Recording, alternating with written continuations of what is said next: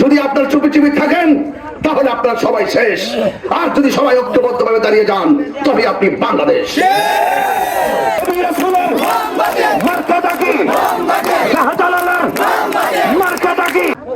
আর আপনারা যারা এখানে এসেছেন আপনারাও বিভিন্ন ভাবে বিভিন্ন আধিপত্যবাদের কবলে পড়ে অনেকে আপনাদেরকে মনে করে যে আপনারা তাদের গোলাম।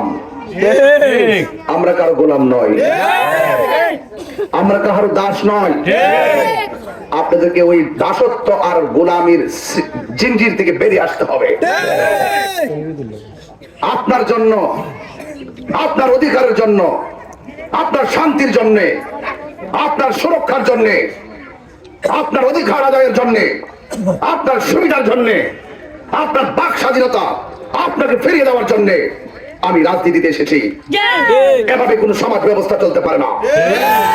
আমার সুন্নি, আমাদের বন্ধু, আমাদের আত্মীয় যখন গিয়ে বলি মোমবাতি প্রতীকে ভোট দিবেন, আমাকে বলা হয় আমার ঘরে সব মোমবাতিতে ভোট দিব, কিন্তু একটু সমস্যা আছে, ডরাই ডরাই।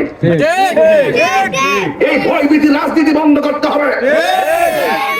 রাজনীতি ভয়ভীতির মাধ্যমে হবে না, রাজনীতি ভালোবাসার মাধ্যমে হবে, রাজনীতি আঘাতের মাধ্যমে হবে না, রাজনীতি হবে সম্প্রীতির মাধ্যমে। এই জন্য যারা বলেন আমরা চুপি চুপি আছি, সেটা আপনারা ছেড়ে ফেলে দেন, রুখে দাঁড়িয়ে যান। যদি আপনারা চুপি চুপি থাকেন তাহলে আপনারা সবাই শেষ, আর যদি সবাই ঐক্যবদ্ধভাবে দাঁড়িয়ে যান তবে আপনি বাংলাদেশ। আপনাকে রুখে দাঁড়াতে হবে, আপনাকে আপনার ন্যায্য কথা বলতে হবে, অধিকারের কথা বলতে হবে, আপনাকে বুঝিয়ে দিতে হবে এই যে সভা, আপনি যেমন রাজনীতি করার অধিকার আছে, আমারও রাজনীতি করার অধিকার আছে। আপনি যেমন ভোটাধিকার প্রয়োগের অধিকার আছে, আমারও ভোটাধিকার অধিকারের অধিকার আছে, ভোটাধিকার প্রয়োগের অধিকার আছে। আপনার যেমন ভোট পাহারা দেওয়ার জন্য এজেন্টের প্রয়োজন আছে, আমার ভোট পাহারা দেওয়ার জন্য এজেন্টের প্রয়োজন আছে। করে পোস্টার ব্যানার পেট্রোল বিলবোর্ড লাগাবেন, আমারও পোস্টার ব্যানার এবং ব্যানার বিলবোর্ড লাগানোর অধিকার রয়েছে। আপনি শান্তিভাবে আপনার প্রচার করুন, আমি আমার প্রচার করব, কোনো বিঘ্ন ঘটাবেন না। আমি যখন খবর শুনি চা শ্রমিকদেরকে হুমকি দেওয়া হয়, এর চাইতে লজ্জার, এর চাইতে নিকৃষ্ট কথা আর হতে পারে না। যারা দিনে এনে দিনে খায় তাদেরকে যখন মামলার হুমকি দেওয়া হয়, হামলার হুমকি দেওয়া হয়, জুলুমের হুমকি দেওয়া হয়, এর চাইতে বোঝা যায় আপনার ভিতরে মনুষ্যত্ব নেই। মনুষ্যত্ব নামে একটি প্রশ্ন বসবাস করতেছে।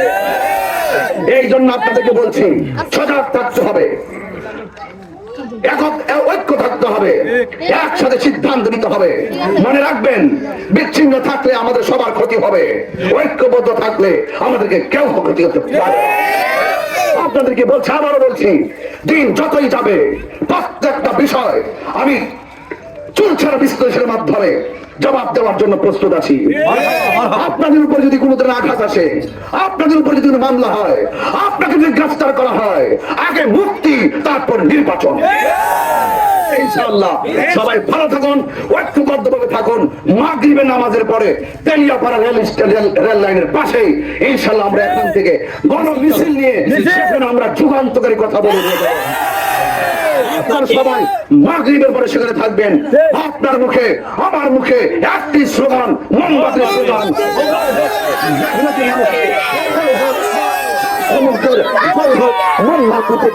আসসালামু আলাইকুম ওয়া রাহমাতুল্লাহ।